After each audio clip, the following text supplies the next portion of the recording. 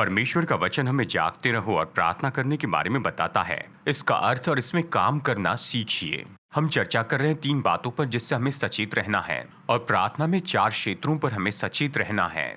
तो आइए अपनी बाइबल में हम देखते हैं पहला पत्रस अध्याय 4 वचन 7 से, यानी हम यहाँ पर पढ़ेंगे वचन 7 से 11 तक।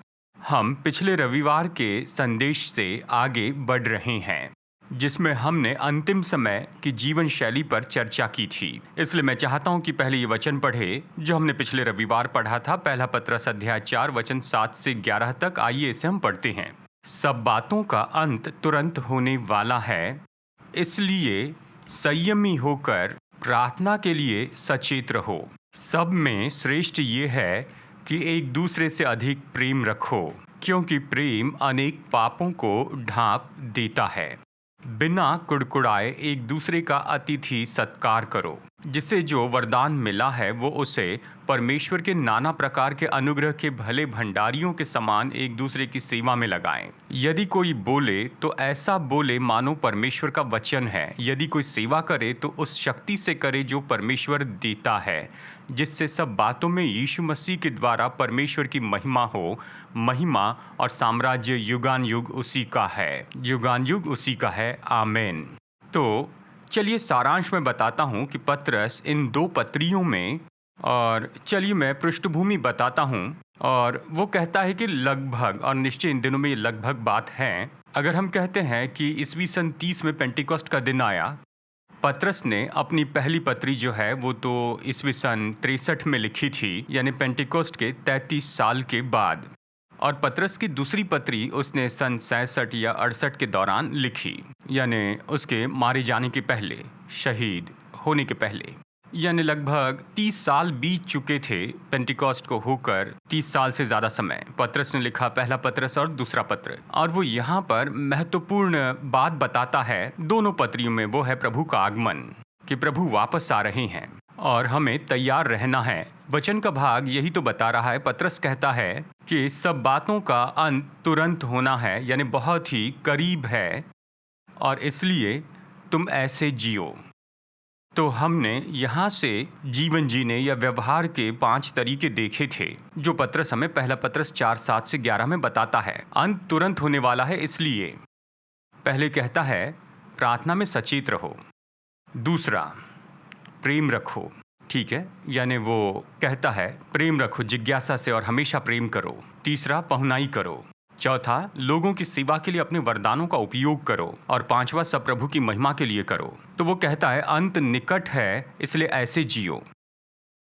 बहुत सरल है। आमीन। हमने पिछले हफ्ते इसका सारांश देखा और आज हम इसमें पहली चीज को देखेंगे। हम 5 को एक साथ नहीं देखेंगे, आज हम एक देखेंगे और अगला हम अगले हफ्ते देखेंगे। मैं यहाँ पर बताना चाहता हूँ वचन 7 से, पहला पत्रस 4:7, वो कहता है सब बातों का अंत तुरंत होने वाला है, अंत निकट है। तो फिर हमें क्या करना चाहिए? वो कहता है इसीलिए संयमी होकर प्रार्थना के लिए सचेत रहो। तो आज हम चर्चा करने वाले हैं अपनी प्रार्थना में सचेत रहने के बारे में। सचेत रहे, इसका मतलब क्या है? प्रार्थना में सचेत रहने का मतलब क्या है? तो अंत निकट है, प्रार्थना में सचेत रहो। पिछले रविवार हमने आपको बताया कि संयमी जो शब्द है इसका सच में अर्थ है यानी सही मन रखना या फिर जागरूक मन रखना या अपने मन में स्पष्ट रहना।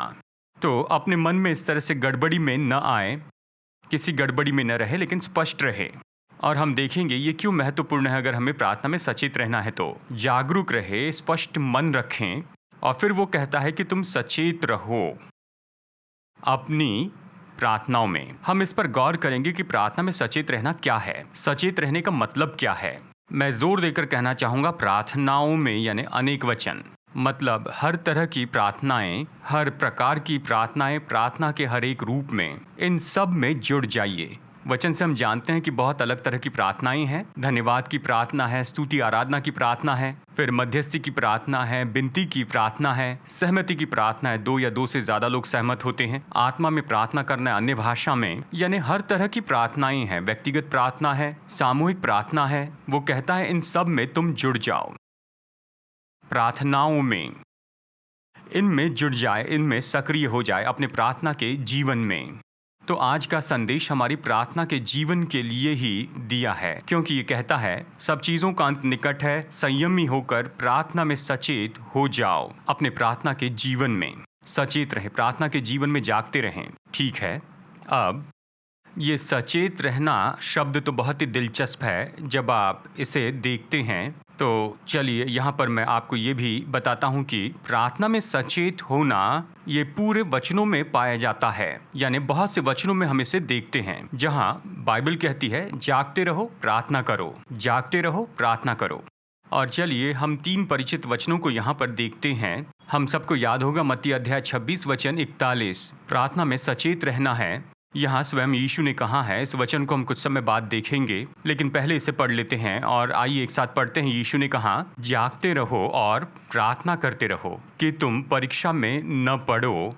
आत्मा तो तैयार है परंतु शरीर दुर्बल है। तो यीशु ने कहा जागते रहो और प्रार्थना करते रहो, यानी प्रार्थना में सचेत रहो। हम इसके बारे में विवरण से देखेंगे। और फिर हम देखते हैं कुलुसियों 4 में अध्याय 4 वचन 2 में प्रेरित पौलुस लिखकर कहता है प्रार्थना में लगे रहो और धन्यवाद के साथ उसमें जागरूक रहो। प्रार्थना में लगे रहो और धन्यवाद के साथ उसमें जागरूक रहो, यानी धन्यवाद देते रहो, निरंतर धन्यवाद दो। तो ये विश्वासी की जीवन शैली है कि प्रार्थना में जागरूक रहे। एक और वचन देखते हैं इफिसियों 6 वचन 18 में। पौलुस यहाँ पर कहता है, यह हमें हमारे आत्मिक हथियार के बारे में बताता है। वो हथियार के बारे में बड़ी सूची देता है और फिर उसके बाद इसे वो सारांश के रूप में जोड़ता है, यानी सारे आत्मिक हथियारों को वो जोड़ता है। इसे हम पढ़ते हैं, हर समय और हर प्रकार से आत्मा में प्रार्थना और विनती करते रहो और इसीलिए जागते रहो कि सब पवित्र लोगों के लिए लगातार विनती किया करो। यहाँ पर जागते रहो ये शब्द प्रार्थना में जोड़ा है, यानी हर तरह की प्रार्थना करो और फिर उसमें जागते रहो, सचेत रहो। तो आज हम इस बात को समझेंगे कि प्रार्थना में सचेत रहने का मतलब क्या है, मैं अपनी जिंदगी में इसका कैसे उपयोग कर सकता हूँ। आज हम यही तो करने वाले हैं। देखिए, सचेत रहो शब्द बहुत ही दिलचस्प है। यहाँ वर्ब जो कि शब्द है वॉच, इसके लिए अगर हम ग्रीक शब्द में देखें, वहाँ पर 5 अलग अलग शब्द हैं, 5 ग्रीक शब्द हैं जो इस सचेत के लिए हैं। ग्रीक भाषा इतनी प्रभावी थी, हिंदी में हमारे पास एक शब्द है सचेत रहो, लेकिन ग्रीक भाषा में 5 अलग अलग शब्द हैं जिसका अर्थ बताया गया है सचेत रहो। अगर आप उसे बहुत ही ध्यान से देखें तो ये हमें बताता है, हमारी हिंदी भाषा में यह हमें बताता है कि हमें ये 4 काम करने हैं सचेत रहते हुए। सबसे पहले इसका उपयोग किया गया है सुरक्षा में तत्पर रहना, सिक्योरिटी के जैसे वॉचमैन। तत्पर रहना, यानी बाइबल जब कहती है सचेत रहो तो एक दृष्टिकोण जो ये हमें यहाँ पर बताता है कि सुरक्षा के लिए तत्पर रहें, जैसे सिक्योरिटी ड्यूटी पर होता है, यानी सचेत रहें। और इसका एक और अर्थ है, ग्रीक के 2 शब्दों का अर्थ है कि जागते रहना। इसमें विचार है कि सोना नहीं है, शारीरिक रूप में जागना, सोना नहीं है, जागते रहो। और अवश्य जब प्रार्थना के संबंध में इसका उपयोग होता है तो ये कहता है कि हमें सचेत रहना है। इसका मतलब है कि हमें आत्मिक रूप में जागे रहना है, जैसे कुछ लोग आत्मिक रूप में सो जाते हैं, यानी जागते रहें। तीसरा अर्थ है इस सचेत शब्द के लिए, यानी ध्यान दे, यानी आप किसी को बड़े ध्यान से देख रहे हैं। यानी उदाहरण के लिए अगर मैं ध्यान दे रहा हूँ संजय की ओर, यानी मेरी आंखें उसकी ओर लगी हैं, गौर से देख रहा हूँ, यानी मकसद के साथ गौर करते हुए देखना, किसी चीज़ या किसी को ध्यान से देखना, ये उस संदर्भ में भी उपयोग किया गया है। यानी ध्यान देकर जो कुछ भी देख रहे हो उसकी ओर मकसद से देख रहे हैं। और फिर आखिरी यानी 5वां इसका उपयोग किया गया है संयमी होने से, जैसे पहला पत्रस 4:7 ये कहता है सचेत हो जाएं, यानी संयमी हो, जो असल में ग्रीक में इसका अर्थ है कि किसी तरह के शराब के नशे में ना हो। ये इसका असली अर्थ है, लेकिन अच्छे शब्दों में कहा है कि संयमी हो जाओ, लेकिन असली अर्थ है कि शराब के नशे में न रहो, संयमी हो।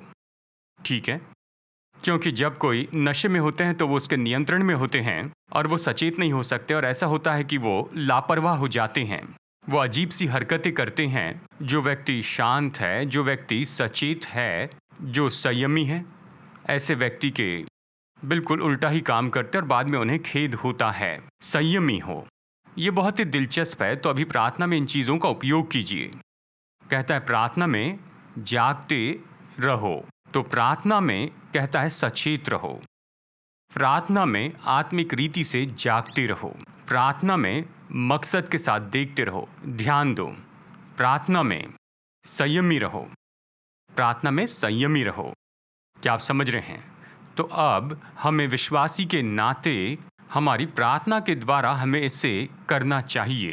प्रार्थना द्वारा चलिए मैं इसे समझाकर बताता हूँ कि कैसे मैं अपनी ज़िंदगी में इसका कैसे उपयोग करता हूँ, ये बताऊँगा। और फिर आशा है कि आप और मैं हम सब ये सब कुछ कर पाएंगे। जैसे हम प्रार्थना में सचेत रहते हैं, तो सबसे पहले देखते हैं 3 बातों के लिए हमें प्रार्थना में सचेत रहना है, और मैं जल्दी से इसे समझाऊंगा, बहुत जल्दी। और सरमन नोट्स में इसके बारे में बहुत से वचन लिखे हैं, आप खुद इसका अध्ययन कर सकते हैं। लेकिन यहाँ पर जैसे मैं आपको ये संदेश बता रहा हूँ, हम सभी वचन यहाँ पर नहीं पढ़ेंगे, बस कुछ वचनों के बारे में बताऊंगा। आप सरमन नोट्स ज़रूर लीजिए और इसका अध्ययन कीजिए। देखिए 3 चीज़ें हैं जिसके बारे में प्रार्थना में सचेत रहना है। क्या आप समझ रहे हैं? आमीन। 3 चीज़ों के बारे में सचेत रहना है। सबसे पहले आपके आसपास जो रहा है उसे देखने में सचेत रहें, यानी आपके आसपास जो हो रहा है उसे देखने के लिए सचेत रहें।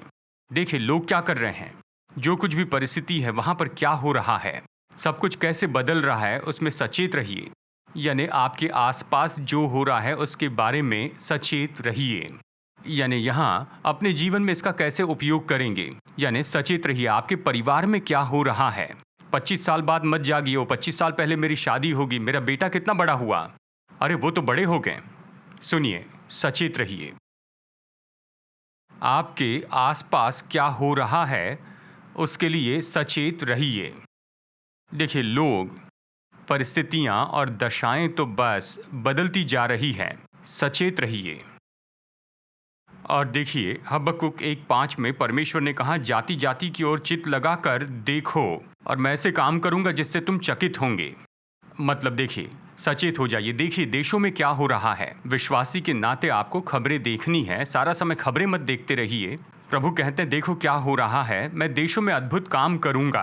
तो आपको देखना है क्या हो रहा है, चीन में क्या हो रहा है, रशिया में, यूरोप में क्या हो रहा है, अफ्रीका में क्या हो रहा है, उत्तर और दक्षिणी अमेरिका में क्या हो रहा है। सचेत रहिए विश्वासी के रूप में, क्योंकि प्रभु देशों में काम कर रहे हैं। अपनी जिंदगी के बारे में सचेत हो। पौलुस 2 तीमुथियुस 4:5 में लिखता है, परमेश्वर के जन के नाते तुम्हें सारी बातों में सचेत रहना है। प्रभु के जन है तो सचेत हो जाइए। आपके आसपास क्या हो रहा है, ठीक है, यानी क्या हो रहा है, लोग क्या काम कर रहे हैं, सचेत रहिए। और फिर प्रकाशित वाक्य 3:1 और 2 में स्थानिक चर्च से कहता है, यानी मुझे लगता है सार्दिस से। प्रकाशित वाक्य 3:2 और 3 में परमेश्वर चर्च से कहते हैं, लोगों से कहते हैं कि सचेत हो जाओ, चर्च के रूप में अपने मार्गों को जान लो, अपने कामों को जांच लो, मैं उसे सिद्ध नहीं देखता हूँ। वो चर्च कहता है सचेत हो जाओ। कैसे व्यवहार करते हैं, तुम्हारे तरीके और काम क्या है, उसके बारे में सचेत हो जाओ कहता है। जो आसपास हो रहा है उसके बारे में सचेत रहें। और क्या करना है फिर, इन बातों के लिए हमें प्रार्थना करनी है। तो प्रार्थना करनी है इन बातों के बारे में, तो प्रार्थना करें। प्रभु जी, यानी देखिए अगर कुछ हुआ है तो प्रभु जी मैं प्रार्थना करता हूँ, बताइए क्या करूँ, मुझे क्या करना चाहिए, क्या मैं कुछ करूँ या चुप रहूँ। ऐसा समय होता है प्रभु कहते हैं कुछ मत कर, बस आराम कर, रुके रहना। फिर परमेश्वर कहते हैं तुम्हें कदम आगे बढ़ाना है, तुम्हें ये करना है और कहना है। तो आप सारी बातों के बारे में सचेत हैं और प्रार्थना कर रहे हैं। आप देखते हैं देशों में क्या हो रहा है। प्रभु मैं ये होते हुए देख रहा हूँ, इसका क्या अर्थ है। प्रभु इन देशों में ये हो रहा है, आप क्या कह रहे हैं, मुझे बताइए। आपके आसपास जो भी हो रहा है उसे आप देख रहे हैं। दूसरी बात जिसके बारे में हमें सचेत रहना है, कई बार आत्मा में जब आप सचेत होते हैं तो परमेश्वर आपसे कहते हैं आत्मा में तुम्हें इस बात से निपटना होगा, वहाँ ये और वो हो रहा है, उससे आत्मा में निपटो। यानी आप अपने जीवन में होने वाली इन परिस्थितियों से निपटते हैं। आप सचेत होते हैं और फिर आत्मा में उससे निपटते हैं। क्या आप समझ रहे हैं?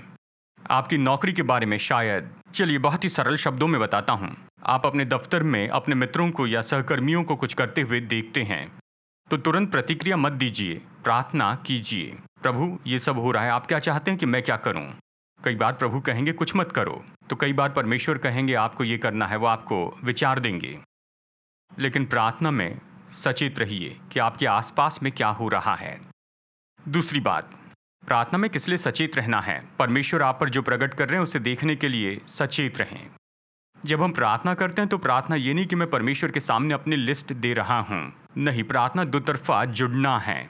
और जब आप प्रार्थना में सचेत होते हैं तो अक्सर परमेश्वर आपसे बातें करते हैं, प्रकट करते हैं, आपको वो कुछ दिखाते हैं। तो जब आप प्रार्थना में सचेत होते हैं तो आप सुनते हैं, आप देखते भी हैं। हबक्कुक अध्याय 2 वचन 1 और 2 इस तरह कहता है, मैं अपने पहरे पर खड़ा रहूंगा और गुम्मट पर चढ़कर ठहरा रहूंगा और ताकता रहूंगा कि मुझसे वो क्या कहेगा। यानी प्रार्थना में वो देखता है कि परमेश्वर उससे क्या कह रहे हैं। और ऐसी बहुत सी बातें हैं, कई बार कुछ बातों के लिए मैं महीनों तक प्रार्थना करता हूँ। यदि मुझे कोई महत्वपूर्ण निर्णय लेना है, मैं प्रार्थना में सचेत रहता हूँ, प्रभु जी मुझे इस परिस्थिति से निपटना है, इसके लिए मैं क्या करूँ, आप मुझे बताइए। कई बार महीनों तक प्रार्थना करता हूँ। अगर मुझे जवाब नहीं मिल रहा है तो मुझे अच्छे से जानना है। कई निर्णय के लिए प्रार्थना करता हूँ और जान लेता हूँ कि क्या करना है। कई बार ज़्यादा समय प्रार्थना करना है जब तक आप जान न लें कि परमेश्वर ने आपको दिखाया कि इसके बारे में आपको क्या करना है। लेकिन आप सचेत हैं और उस मामले के बारे में परमेश्वर की सुन रहे हैं। आप परमेश्वर की सुनते हैं कि इस बारे में वो आपसे क्या कह रहे हैं। सचेत रहें कि परमेश्वर आपसे बात करें। दानियल अध्याय 7 में ये कहता है, वो कहता है, मैंने देखा कि परमेश्वर ने मुझ पर क्या प्रकट किया है।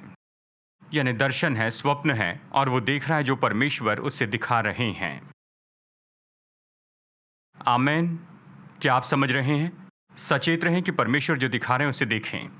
नंबर 3, सचेत रहें कि आपके भीतर परमेश्वर के चलन को प्रत्युत्तर दें। तो जब प्रार्थना करते हैं तो सचेत रहकर प्रार्थना करते हैं। परमेश्वर की आत्मा आपके भीतर जो आपको उकसाती है उसके लिए सचेत हैं। परमेश्वर कई बार ऐसी बातों के लिए आपको प्रोत्साहित करेंगे जिनके लिए आप प्रार्थना भी नहीं कर रहे हैं। कल्पना कीजिए, पतरस एक दोपहर को प्रार्थना के लिए जाता है, छत पर जाता है। वो राह देख रहा था, कोई खाना पका रहा था, पता नहीं, लेकिन कोई खाना पका रहा था। वो लंच तैयार होने की राह देख रहा था और वो बस प्रार्थना करने के लिए गया। और उस पल में परमेश्वर ने उससे बात की, ऐसी चीज़ के बारे में जिसके बारे में हम जानते हैं कि पतरस ने उसके लिए प्रार्थना नहीं की थी। उसके मन में आखिरी बात थी कि अन्य जातियों तक सुसमाचार लेकर जाएं, क्योंकि उस समय तक सुसमाचार केवल यहूदियों को प्रचार किया गया था। पतरस खुश था, यरूशलेम में सब ठीक चल रहा था, सताव तो था लेकिन सुसमाचार फैल रहा था, अपना काम कर रहा था। यरूशलेम और यहूदिया में वो रहता था। लेकिन जब वो सचेत था, परमेश्वर ने वचन दिया, पतरस, 3 पुरुष तुझे ढूंढते हुए आएंगे, उनके साथ जाना, कोई सवाल नहीं पूछना। परमेश्वर ने अन्य जातियों के लिए द्वार खोल दिया। आमेन। तो जब आप सचेत हैं तो परमेश्वर आपको प्रोत्साहित करेंगे कि आप कुछ करें जो आपने अपेक्षा नहीं की थी, लेकिन प्रभु चाहते हैं कि आप वहां जाएं। तो प्रार्थना में परमेश्वर का आत्मा आपको भीतर से जब उकसाता है तो उसके लिए सचेत रहें। क्या आप समझ रहे हैं? तो 3 चीजें हैं जिसके लिए सचेत रहना है, जिसके लिए हमें प्रार्थना में सचेत रहना है। आपके आसपास जो हो रहा है उसके लिए सचेत रहें, उसके लिए प्रार्थना करें, सचेत रहें कि परमेश्वर आप पर क्या प्रकट कर रहे हैं। परमेश्वर आप पर जो प्रकट करते हैं उसे आप प्रत्युत्तर दें।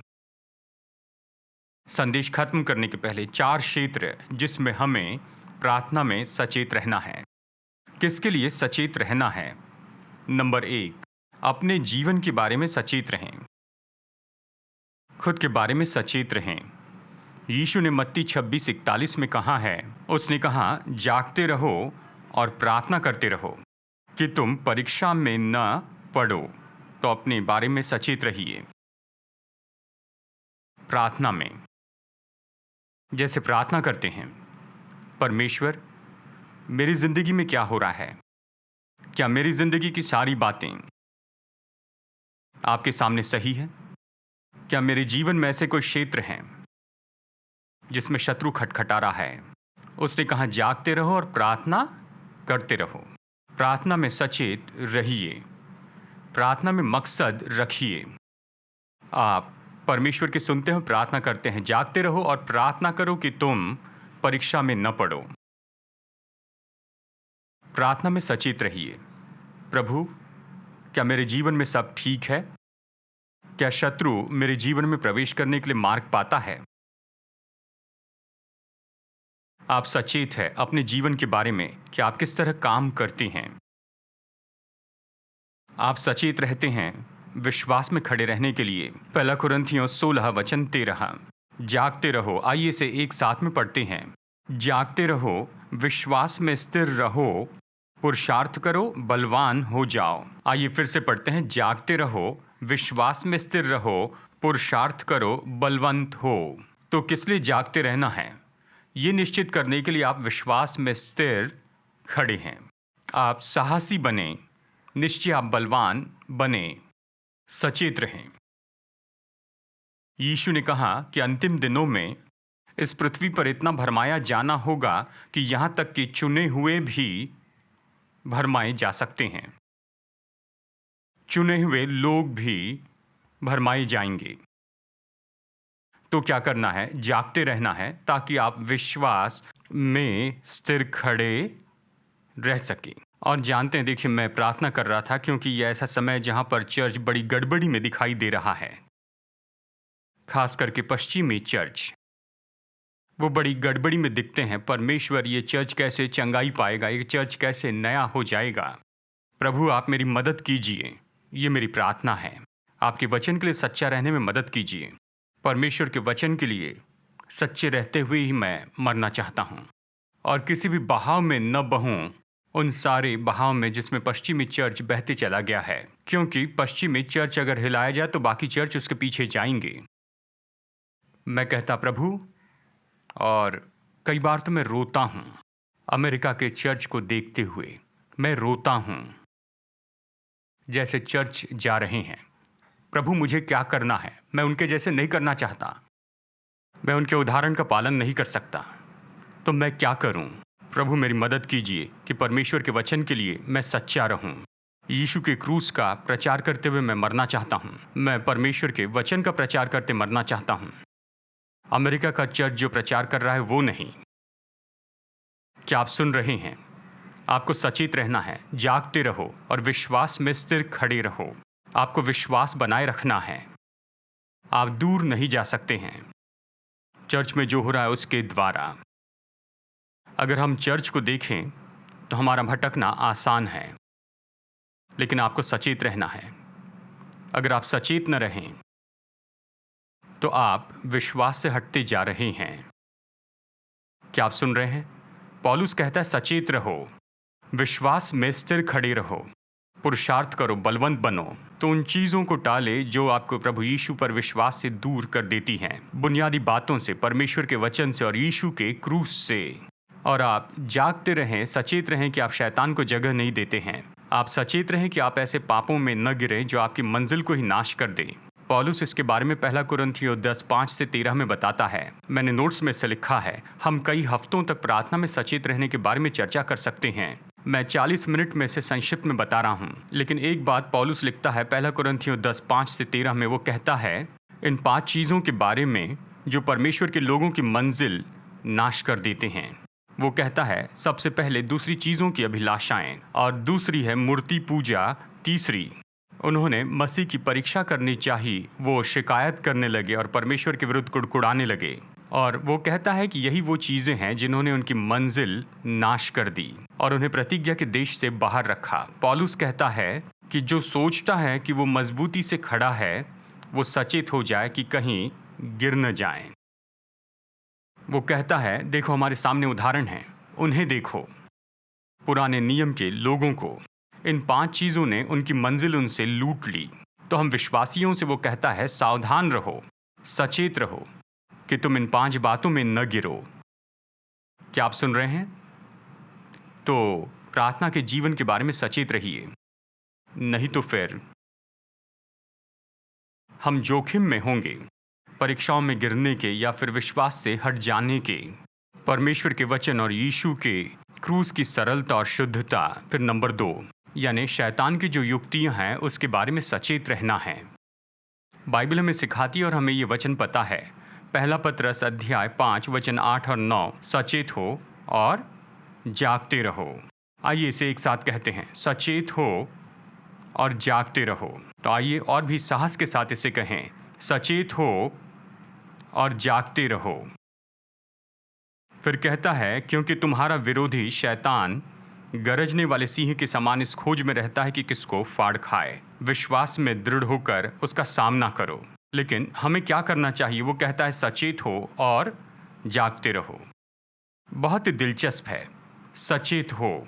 ये वही शब्द है जिसका पतरस ने पहले उपयोग किया है। पहला पतरस 4:7 में जब वो कहता है प्रार्थना में सचेत रहो, यहाँ पर ये कहता है कि सचेत हो जाओ। यही शब्द है, यानी किसी तरह के इसी नशे में न रहें, सचेत हो और जागते रहो। ये एक और ग्रीक शब्द है, इसका मतलब है बिल्कुल तैयार रहना है, जैसे सिक्योरिटी वाला होता है, सचेत होता है। तो सचेत रहें, जागते रहें। क्यों? क्योंकि एक शत्रु शैतान देख रहा है। वो तो हमें फाड़ खाने के लिए बस मौका ढूंढ रहा है, इसलिए आप सचेत रहें। तो दूसरी बात, सचेत रहें, शैतान की युक्तियों के लिए सचेत रहें। तो यीशु ने हमें प्रार्थना सिखाई। उसने कहा जब प्रार्थना करते हो तो ऐसी प्रार्थना करो कि हमें परीक्षा में न ला, परंतु हमें उस दुष्ट से बचा। देखिए, ये नहीं कि परमेश्वर आपको लेकर जाएंगे कि शैतान इसकी परीक्षा करो, नहीं। वो कहता है प्रभु मेरी रक्षा कीजिए ताकि मैं इस मार्ग में न जाऊं जहां पर मेरी परीक्षा हो, लेकिन प्रभु शैतान जो कर रहा है उससे मुझे बचा कर रखिए। इसी तरह हम प्रार्थना करते हैं सचेत रहकर, प्रभु मुझे शैतान की युक्तियों से, उसके भरमाए जाने वाली युक्तियों से बचाइए। और बाइबल में इसके बारे में बहुत से उदाहरण दिए हैं कि लोगों ने इसे कैसे किया। हमें सचेत रहना है। यीशु मसीह हमारे आदर्श हैं। लूका 22:31 और 32। यीशु ने देखा कि शत्रु क्या कर रहा है। उसने कहा पतरस पतरस, शैतान तुझे लेना चाहता था पर मैंने प्रार्थना की। वो जानते थे शत्रु पतरस को पकड़ना चाहता था, तो यीशु ने प्रार्थना की। शत्रु क्या कर रहा है उसके लिए सचेत रहिए। तो यहाँ पर मैं 2 वाक्य कहना चाहता हूँ और आप इसे समझ लीजिए, यानी सही तरीके से। पहले, शैतान के जैसे सोचिए, ठीक है? इसका मतलब है कार्यनीति से सोचिए। अगर मैं शैतान होता तो आशीष को नीचे गिराने के लिए मैं क्या करता, वैसे सोचिए। समझ गए? मैं ये नहीं कह रहा शैतान जैसे सोचिए, शैतान जैसे सोचिए, नहीं। मेरा कहना है कि कार्यनीति में सोचिए। अगर मैं शैतान होता तो मैं क्या करता कि आशीष को नीचे गिरा दूं। बहुत सरल है, क्योंकि आप अपनी कमजोरियों को जानते हैं। आपकी कमजोरी के बारे में केवल परमेश्वर ही आपको आपसे भी बेहतर रूप में जानते हैं। और ये मत सोचिए कि शैतान तो मूर्ख है, वो जानता है और वो निश्चय ही अपनी बड़ी सामर्थ के साथ में आपकी कमजोरी के विरुद्ध में आएगा। और इसीलिए अपनी कमजोरी की जगह पर दुगने रूप में सुरक्षित रहिए। अगर आप वहां होते तो गिराने के लिए क्या करते? उन क्षेत्रों में आप सुरक्षित रहिए, दुगने सुरक्षित रहिए, बिल्कुल सचेत रहिए। क्योंकि अगर आप उस द्वार को बंद करके रख देंगे तो शत्रु आपके विरुद्ध में कुछ भी नहीं कर पाएगा। क्या आप समझ रहे हैं?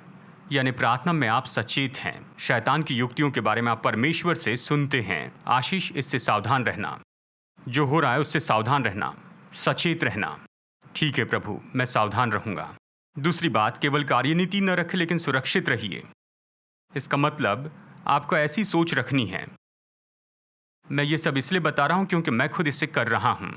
ठीक है, मैं केवल संदेश नहीं बता रहा हूं, मैं ऐसा करता हूं। सुरक्षा सोचिए, मैं क्या कर सकता हूं कि मैं और मेरा परिवार सुरक्षित रहें, और परमेश्वर ने मुझे जो काम दिया है उसमें शत्रु किस तरह से आने की कोशिश कर सकता है, अभी या फिर भविष्य में। मैं अभी की नहीं सोच रहा, भविष्य की भी सोच रहा हूं। मैं उसके बारे में पहले सोचता हूं। सुरक्षा के लिए क्या करना चाहिए? जो प्रभु ने मुझे दिया है, मुझे, मेरे परिवार को, चर्च को, सेवकाई को, इसकी रक्षा के लिए क्या करूं? उन सारे मार्गों से जो शैतान उपयोग कर सकता है, केवल अभी नहीं लेकिन भविष्य में भी। इसलिए मैं ऐसे कुछ निर्णय लेता हूं, इसलिए नहीं कि बस वो अभी प्रभाव डालते हैं, लेकिन उन्होंने भविष्य में भी प्रभाव डाला है।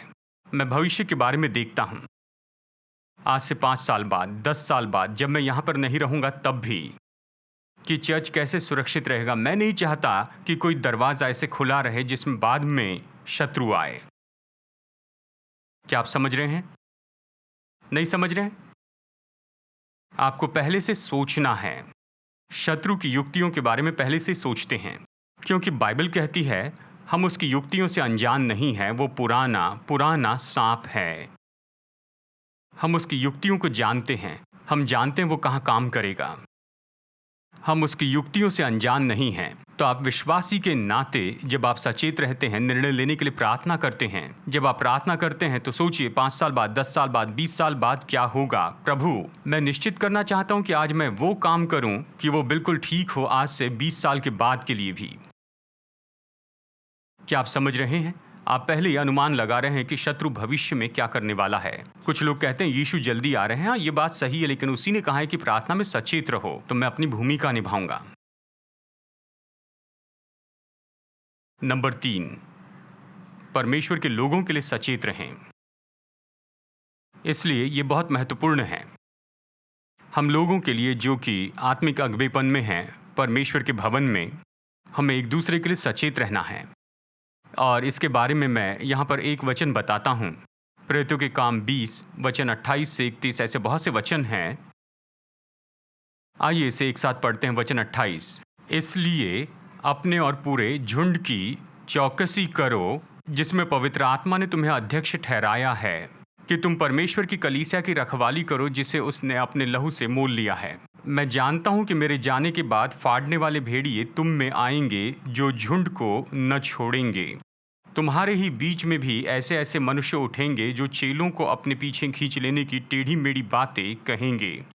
वचन 31, इसलिए जागते रहो। यही तो पौलुस कह रहा है। वो एफेसियस के कलीसिया के प्राचीनों से यहाँ पर कह रहा है। पौलुस यरूशलेम की ओर जा रहा था। वो जानता था कि आखिरी बार वो इन प्राचीनों से मिल रहा है। अपनी तीसरी मिशनरी यात्रा में उसने 3.5 साल तक एफेसियस में बिताया था और उसने इन लोगों को तैयार किया था। उसने एफेसियस में अगली पीढ़ी के अगुओं को तैयार किया था और वह भी यरूशलेम की ओर जा रहा था। जानता था इन्हें फिर कभी नहीं मिलेगा और वो उनसे यही कहता है। वो कहता है, देखो, तुम परमेश्वर के लोगों की रखवाली करो।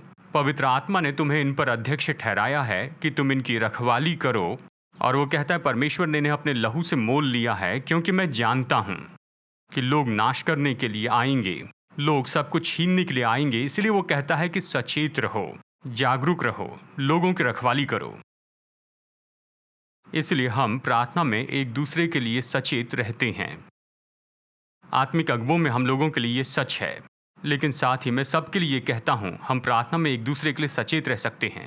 सचेत रहिए, यानी किसी का ध्यान न भटके और वो यहाँ वहाँ न जाए अपने उन सारे कामों से। और इसके लिए बहुत से वचन हैं नए और पुराने नियम में जो इसके बारे में हैं।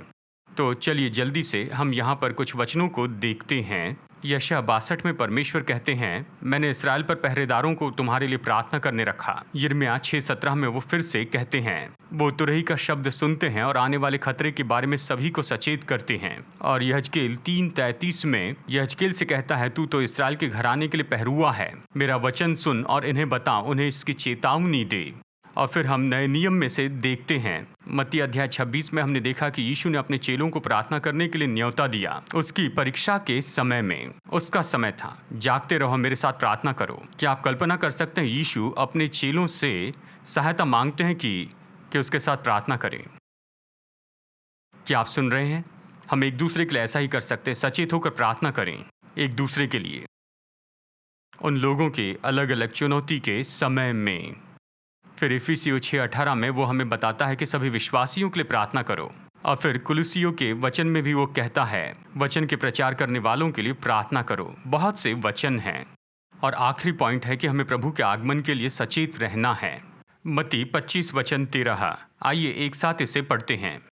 इसलिए जागते रहो, क्योंकि तुम न उस दिन को जानते हो न उस घड़ी को जिसमें मनुष्य का पुत्र आएगा। यहाँ पर यीशु ने बहुत कुछ बताया है बस इस एक वचन में। वो कहते हैं, तुम नहीं जानते हो कि मनुष्य का पुत्र कब रहेगा, इसलिए सचेत रहो। तो फिर हमें क्या करना चाहिए? सचेत रहना है। समय के चिन्हों को देखिए संसार में क्या हो रहा है। और हम अपनी आंखों के सामने बाइबल की भविष्यवाणियों को पूरा होते हुए देखते हैं। अब समय के चिन्हों को देखकर सचेत हो जाइए, देखिए क्या हो रहा है। और फिर किसी कारण से आप सचेत रहिए। दो महत्वपूर्ण कारण हैं। एक, यानी आप सचेत हैं, प्रार्थना कर रहे हैं, प्रभु आप क्या चाहते हैं कि मैं करूं, बाकी सारी बातों को छोड़कर आप क्या चाहते हैं कि मैं करूं। तो मैं अन्य भाषा में प्रार्थना करते हुए समय बिताता हूं। प्रभु जी, अगला कदम क्या होगा, आगे हमें क्या करना चाहिए, यानी क्या हो रहा है, यानी समय कम है, हमें क्या करना चाहिए। सचेत होकर प्रभु से मांगिए, मुझे क्या करना चाहिए, चर्च में मुझे क्या करना चाहिए, सेवकाई में मुझे क्या करना चाहिए, क्योंकि मैं जानता हूं, मैं देख रहा हूं कि क्या हो रहा है, जानता हूं समय कम है, दुनिया में क्या हो रहा है उसे देख रहा हूं, सब कुछ बदल रहा है। प्रभु क्या चाहते हैं कि मैं करूं। तो आप प्रभु से पूछते हैं, मैं कैसे जीऊं अभी इस समय जिसमें मैं जी रहा हूं। दूसरी बात, आप सचेत रहते हैं ताकि आप मसीहा के आगमन के लिए तैयार रह सकें। कभी भी जब भी यीशु आए, मैं तैयार हूं, आप तैयार रहें। आमेन। तो आप तैयार रहने की दशा में रहिए। तो आइए अंत में संदेश का सारांश देखते हैं। पतरस ने हमें बताया कि हमें प्रार्थना में सचेत रहना है 3 बातों में। प्रार्थना में हमें इसके लिए सचेत रहना है। आपके आसपास जो हो रहा है उसे देखने में सचेत रहें। आसपास क्या हो रहा है उसके लिए प्रार्थना करें, जो आपके लिए मायने रखता है। परमेश्वर आप पर जो प्रकट कर रहे हैं उसे देखने के लिए सचेत रहें। प्रभु आपसे क्या कहते हैं, सचेत रहें, जागरूक रहें, जागते रहें। आपके भीतर परमेश्वर के चलन को प्रत्युत्तर देने के लिए सचेत रहें। वैसे कीजिए, काम करें, आगे बढ़ें, सचेत रहें। फिर 4 बातें, 4 क्षेत्र जहां पर हमें प्रार्थना करते समय सचेत रहना है। अपने जीवन के बारे में सचेत रहें। प्रभु, क्या सब कुछ ठीक है? क्या द्वार बंद हैं? क्या मैं ऐसे मार्ग पर तो नहीं हूं जो मुझे परीक्षा में ले जाएगा? क्या मैं शत्रु के लिए तैयार हूं? नंबर 2, शैतान की युक्तियों के लिए सचेत रहें। नंबर 3, परमेश्वर के लोगों के लिए सचेत रहें और प्रभु के आगमन के लिए सचेत रहें। आमेन। मैं आप सबको न्योता देना चाहता हूं कि हम अपने प्रार्थना के जीवन में बहुत बल पाएं। आप समय निकालकर प्रार्थना कीजिए, चाहे कोई भी समय क्यों ना हो। सब पर दबाव डालकर कहना कि आपको दिन में 1 घंटा प्रार्थना करनी होगी, ये बात नहीं। बात यह है, जब आप प्रार्थना करते हैं तो सचेत रहें और प्रार्थना करें। सचेत रहिए। आपके आसपास जो हो रहा है जानिए। सचेत रहिए कि शत्रु क्या कर रहा है। अपने और दूसरे लोगों के जीवन के बारे में सचेत रहिए। प्रभु, क्या सब ठीक है? सचेत रहिए। प्रभु, मुझे जैसा जीना चाहिए क्या जी रहा हूं? मैं अभी ऐसे समय में हूं। इन बातों के लिए आप सचेत रहिए। प्रार्थना में परमेश्वर जो कह रहे हैं उसे सुने। जो परमेश्वर का चलन है उसे समझ लीजिए और उसमें चलिए। आमेन। तो आइए हम सब खड़े हो जाएं और हम प्रार्थना करेंगे।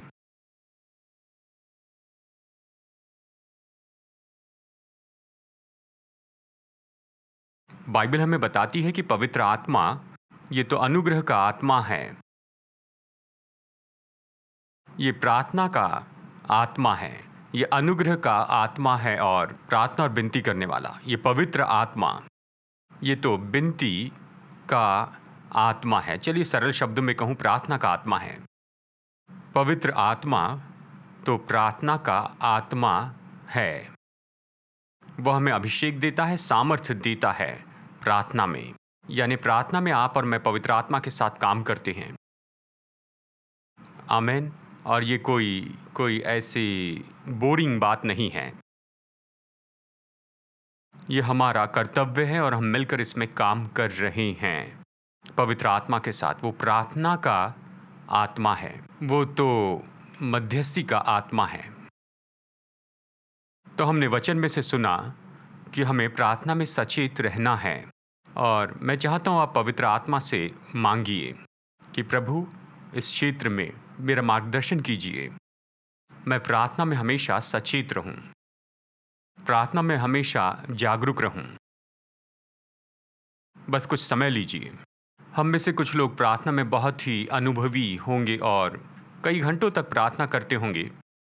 शायद कुछ लोग बिल्कुल नए नए हैं, शायद शायद आप आधा घंटा या 15 मिनट तक ही प्रार्थना करें, कोई बात नहीं। पवित्र आत्मा हमें प्रार्थना में सामर्थ्य देता है।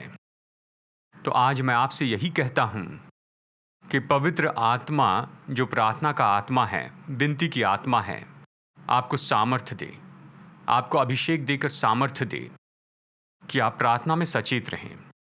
ऐसे व्यक्ति जो कि जागरूक हैं, अपने जीवन में दूसरे लोगों के लिए भी, परमेश्वर के उद्देश्यों के लिए सचेत रहिए।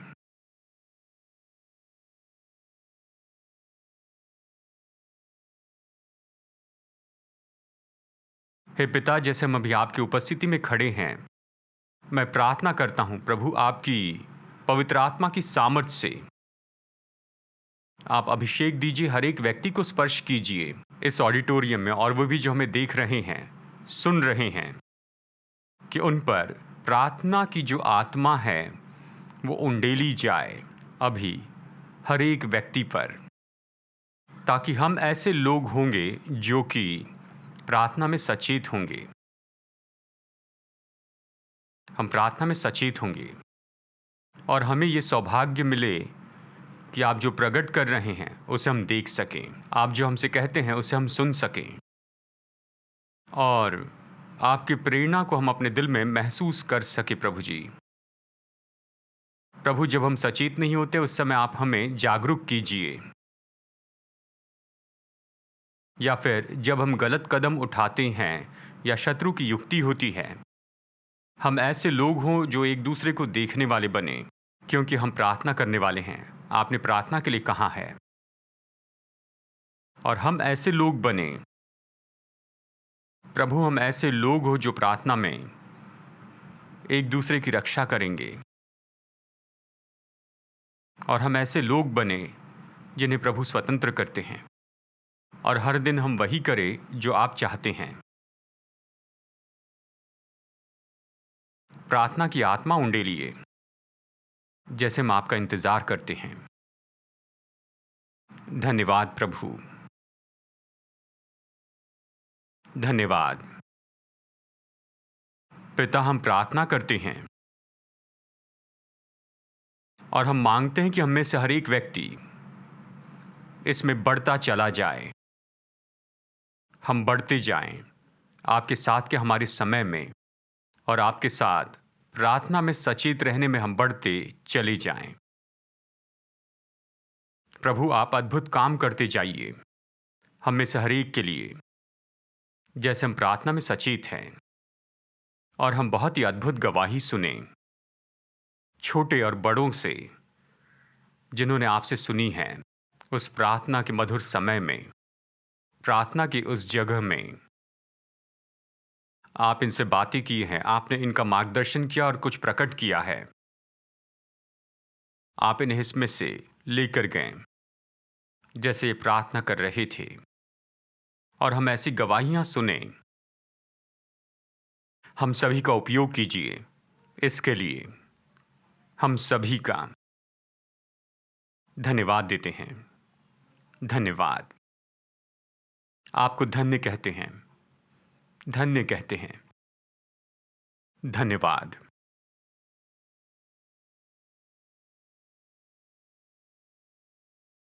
अभी हम प्रार्थना के लिए कुछ समय लेंगे ऐसे लोगों के लिए जिन्हें शरीर में चंगाई चाहिए। जहां पर आप चाहते हैं कि यीशु चंगाई दे, वहां पर हाथ रखिए, और जो हमें देख रहे हैं, आप जहां भी हैं आप ऐसा ही कीजिए, हमारे साथ प्रार्थना कीजिए, और हम इस जगह चंगाई की घोषणा कर रहे हैं। आप जो हमें देख रहे हैं, और यदि आपको डॉक्टर ने बताया कि आपके शरीर में कोई ग्रोथ है या ट्यूमर है, और आप देख रहे हैं या सुन रहे हैं, तो शरीर के उस हिस्से पर हाथ रखिए और हम प्रार्थना करेंगे। विश्वास कीजिए कि वो ट्यूमर और जो गांठ है गायब होगी और चंगाई आएगी। या आपके शरीर में किसी तरह से कोई परिस्थिति है, शरीर पर हाथ रखिए, हम प्रभु पर विश्वास करेंगे। प्रभु, हम धन्यवाद देते हैं, आप भले परमेश्वर हैं, आप हमारी चंगाई दाता हैं। मैं खास करके प्रार्थना करता हूँ इन सभी लोगों के लिए प्रभु जी, जिनके शरीर में ग्रोथ है या ट्यूमर है। इस समय प्रभु के लोग होने के नाते हम लोग सहमत होते हैं, हम ट्यूमर को और उस ग्रोथ को आज्ञा देते हैं। हम उसे आज्ञा देते हैं कि गायब हो जाए, आज्ञा देते हैं कि निकल जाए। हम आज्ञा देते हैं यीशु मसीह के नाम में ये पूरी तरह पिघल जाए और खत्म हो, और ये पूरी तरह से तुरंत चंगाई पाए। ये ट्यूमर, ये ग्रोथ गायब हो जाए यीशु के नाम में। प्रभु जी, हम प्रार्थना करते हैं जैसे ये व्यक्ति वापस जाते हैं और इनको फिर से जांचा जाता है, तो इनके पास आपके चमत्कार की गवाही हो जो अभी यहाँ इस पल में हुई है। प्रभु, आपके चमत्कार की गवाही होने पाए। हम धन्यवाद देते हैं पिता, धन्यवाद देते हैं आपकी चंगाई के लिए, और हम हर एक बीमारी पर अधिकार लेते हैं, हर एक बीमारी, हर एक रोग और कमजोरी पर। और प्रभु यीशु मसीह के नाम में हम इसके विरुद्ध में डटकर खड़े रहते हैं, इसे निकलने की आज्ञा देते हैं, और परमेश्वर की चंगाई की सामर्थ अभी आप में से बहती जाए इसी समय। और आप कहिए, मैं अपनी चंगाई को ले लेता हूं यीशु के सामर्थी नाम में। मैं अपनी चंगाई ले लेता हूं प्रभु यीशु के नाम में।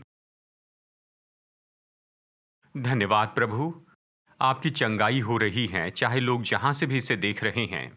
आपकी चंगाई के लिए धन्यवाद, और धन्यवाद प्रभु, आप इनमें काम कर रहे हैं। आपकी स्तुति करते हैं, आदर देते हैं यीशु के नाम में, यीशु के नाम में। आमेन, आमेन, आमेन।